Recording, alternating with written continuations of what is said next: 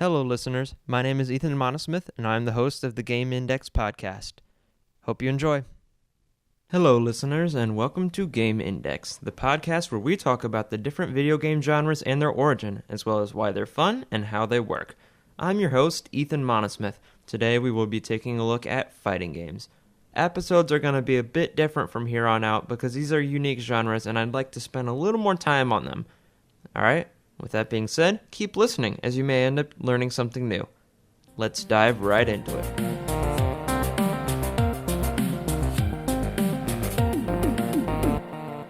Let's start by giving a basic overview of what a fighting game is. The textbook definition would be any game that involves combat between two or more characters, but most fighting games go well beyond that.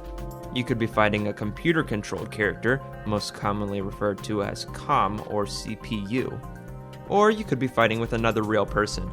They could be playing on the same screen as you, or they could be playing you online. The goal of a fighting game is obviously to defeat your opponent, and you do that through attacking them and dealing damage. We'll get into more details about attacking later, but just know for the most part you can't win without bringing the pain. Now let's take a look back in time to see how the fighting game genre really started. The first fighting game in recorded media was called Heavyweight Champ, and it was released in 1976 in both America and Japan. It was more popular in Japan, but it didn't gain as much traction in America. However, that was only the beginning, as in 1991, Capcom released Street Fighter II to arcades everywhere. It was an instant success. It was estimated that it was played by 25 million people in just its first 3 years of release, which was quite big for an arcade game. From then on, the precedent for all fighting games was set in stone forever.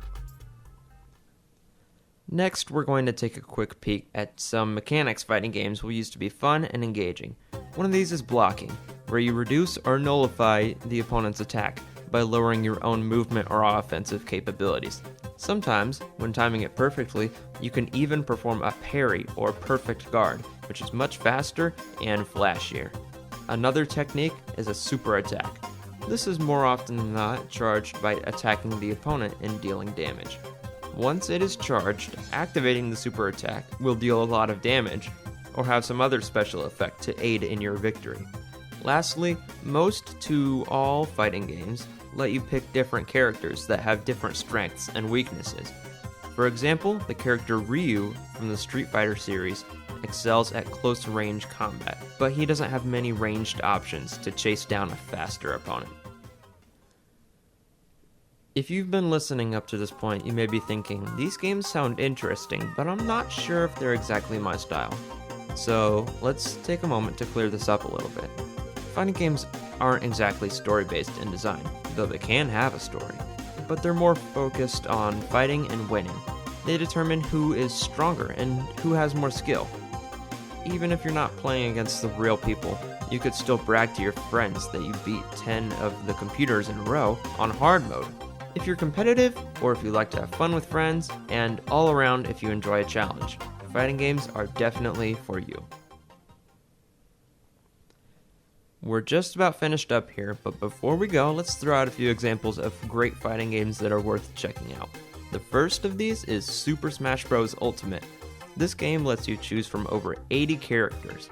You can go one-on-one or fight with up to 8 players at once, provided you have enough controllers, of course. You can take replays, play a story mode, and so much more. It's no wonder some people call this the best fighting game ever. The second is Street Fighter III Third Strike. We've been talking about Street Fighter II most of this time, but if you ask me personally, this is the definitive version of this game. There are 20 characters to choose, and each of them can use one of 3 different super attacks in battle. If you want a fighting experience that isn't too modern, definitely go for this one. The third is Dragon Ball Sparking Zero. This game is almost brand new at the time of recording, and it is already shaping up to be a great fighting game. You can take over 100 fighters from the Dragon Ball anime series and fight one-on-one with stunning action and visuals. Okay, with that, we've reached a close. We really hope you enjoyed tuning into this podcast today. However, stay tuned as we're not done yet. Next episode, we're going in-depth into shooter games. Thank you for listening to Game Index, and keep an eye out for more student-created podcasts on the WJHS channel.